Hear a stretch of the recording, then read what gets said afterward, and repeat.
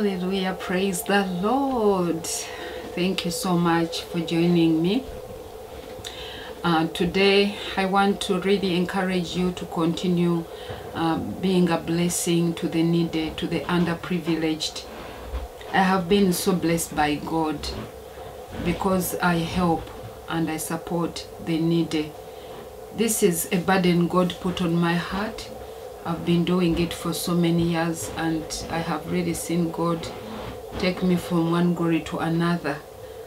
This is a challenge that is in the body of Christ. There are so many people that need our help, they need our support. It's not even only in the church, it's in all over the world. People need our support, they need our help. And I want to encourage you to continue being a blessing. The good Lord will bless you going and coming. Recently I had a vision. I think it's coming to 3 months. I had a vision and it was very scary. And I will share it next time, but God was speaking to me regarding supporting the needy, the underprivileged, the poor, the single mothers, the widows, you know, the poor, the needy. And it was so clear. And then he laid a scripture on my heart, which is from the book of Proverbs 14 verse 31. And this translation, the Good News translation, it says, if you oppress poor people, you insult the God who made them. But kindness shown to the poor is an act of worship. Every time we give to the needy, we are worshiping our God. We are saying, Lord, thank you. We bless you. It becomes a sweet aroma before God. It moves God. It touches his heart. It becomes worship before him. A sweet aroma that goes on and on to smell in the presence of the Lord.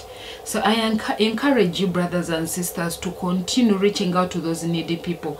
Maybe you are there and you are saying, but I give my offering, I give my tithe, I support ministries, but all that is very good and well done. God will continue to bless you. But I want also to encourage you to continue reaching out to the poor, to the needy, people that you meet, you know, that need your support. There are so many homeless people. There are so many people in your village that need food.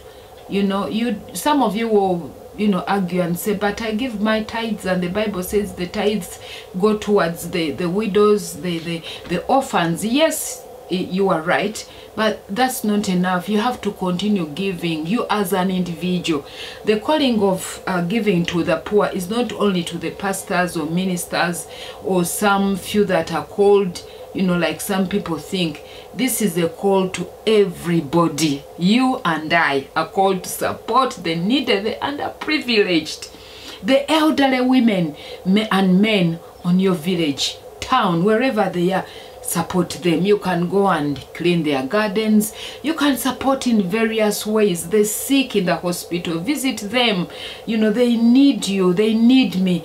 Jesus talked about, you know, there's a scripture in the book of Matthew where he says, you know, you come to me and say, oh, I preached the gospel. I did so many things. And you will say, well, go away. You never visited me when I was in the hospital. You never gave me food.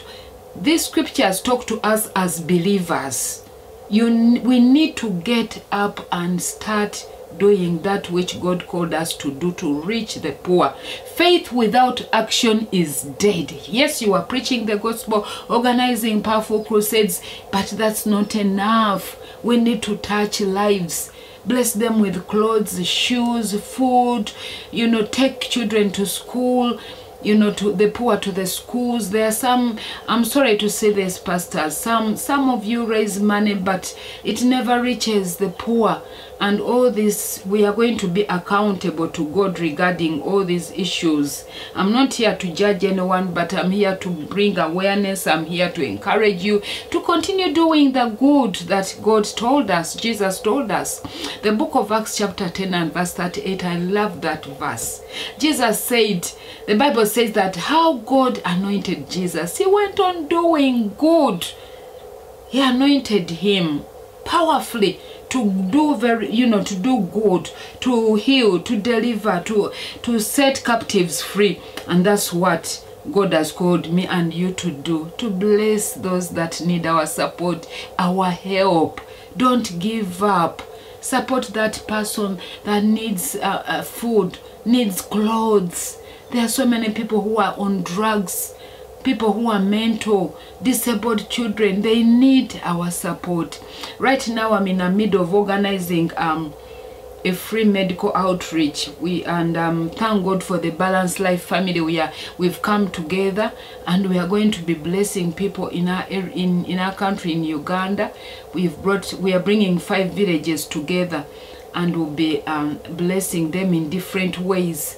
So please, you are welcome to be part of this. You can give anything. You can inbox me. You can send me a message. You'll get all the information on this video. At the end of the video recording, you will see all the information. If you want to be part of this, please remember to help the poor. Take time to read Isaiah 58. I will share about that next time. Isaiah 58 verse 5 up to 11. God talks about the fasting He expects us to do. Fasting is not about only fasting and humbling ourselves before Him. It goes beyond that. God wants us to touch lives, to share the little we have. When God calls us to help the poor, what comes in our mind is giving millions or thousands of money. No. Well, if you have it, why not? But God expects you to give, even the little you have. Anything can do. God looks at your heart. You can give your shoes, your clothes, the little money you have, and the good Lord will bless you exceedingly abundantly, above all that you ask or think, according to the power that works in you. It's time to reach out to the needy. The vision I had scared me so much. If you want to know the details of this vision, you can always send me an email. It's Laterain, L-A-T-T-E-R-R-A-I-N, J for Peter, J for Josephine, P for Peter, at yahoo.co.uk. But we'll make sure you have all that information at the end of this video. But please reach out to the needy. Christ is coming back soon. What are you doing? How are you changing lives? How are you impacting lives? Don't leave everything to your pastor, to the ministers of the gospel. You can be a blessing. God does not call everybody to start a project. I'm not encouraging you to go out there and start a project. Pray and let God lead you. Maybe God wants you to join people that have already started such projects. I'm here. You can stand with me and we'll work together as a team. Or if God leads you to start one, you go ahead and do it. Or God is calling you to support a project in your church, wherever God leads you, go with that, and the good Lord will bless you exceedingly abundantly, above all that you think or ask, according to the power that works in you. Please, I encourage you, remember the needy, the underprivileged. It's high time we share the little we have with those that are in need. It touches the heart of God. Read Psalms 41, verse 1 up to 5. The Bible says, blessed are you because you consider the poor. The Lord will protect you. The Lord will preserve you from every evil. Maybe you are there and you are saying, well, I've been doing that and I haven't seen any. The Lord bless me. Don't give up. Be consistent. This is something that has to be a lifestyle. You have to keep on giving and giving, and give with gladness of heart, like the Bible says. Do it from the depth of your heart. Be happy. Thank God for the grace He has given you. Be consistent, and the good Lord will meet you at your point of need. Don't give up. Be consistent.